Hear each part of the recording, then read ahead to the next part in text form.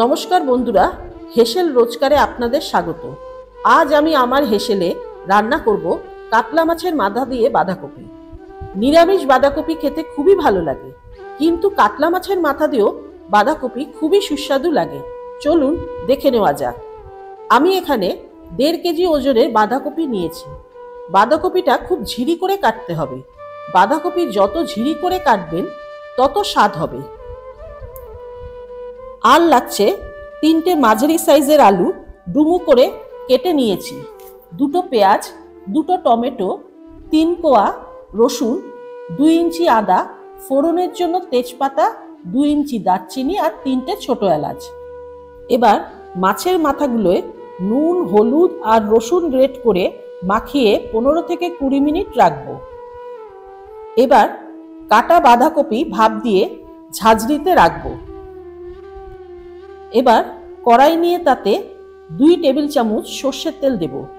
তেলটা গরম হয়ে গেলে মাথাগুলো কড়া করে ভেজে নিতে হবে। এরকম সবকটা মাথাই ভেজে আলাদা করে রাখবো। ওই তেলে ডুমো করে কেটে রাখা আলুগুলো দেব। আলুগুলো নুন দিয়ে ভালো করে ভাজতে হবে। আলুগুলো ভাজা হয়ে গেছে, এবার তুলে আলাদা রাখবো। কড়াইতে আরও 1 টেবিল চামচ তেল দেব। তেল গরম হয়ে গেলে প্রথমে তেজপাতা ফোড়ন, তারপর গরম মশলাগুলো দিয়ে দিতে হবে।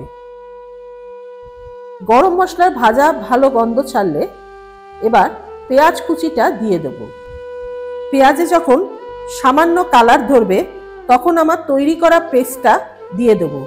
এই পেস্টটার মধ্যে 2 চামচ ধনে গুঁড়ো, 2 চা চামচ জিরা, 1.5 চামচ লঙ্কা গুঁড়ো, 1.5 চামচ হলুদ আর আদা বাটা আছে। মশলাটা ভালো করে কষাতে হবে, মশলার কাঁচা গন্ধটা যাতে চলে যায়।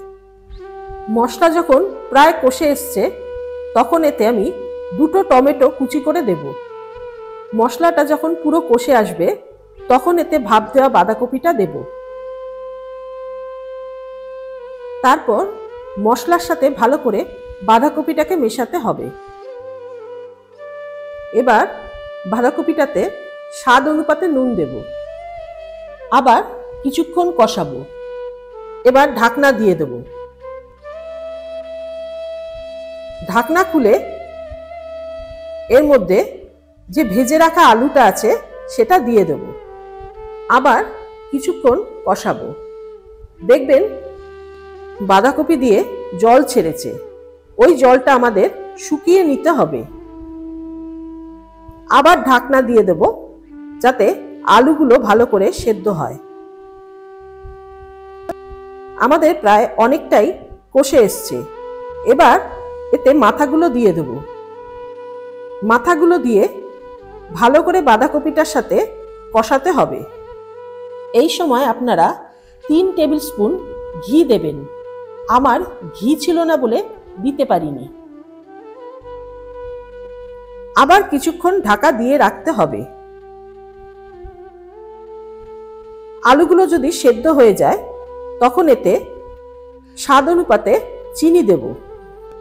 আবার কিছুক্ষণ কষিয়ে নিতে হবে। চিনি দেওয়ার জন্য বাঁধাকপিটা তাড়াতাড়ি মজে আসবে।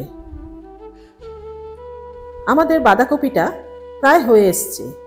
দেখবেন তলায় যাতে জল না থাকে। বাঁধাকপি যত শুকনো হবে খেতে ততই ভালো লাগে। যখন বাঁধাকপি দিয়ে তেল বেরিয়ে আসবে তখন আমি গ্যাস বন্ধ করব।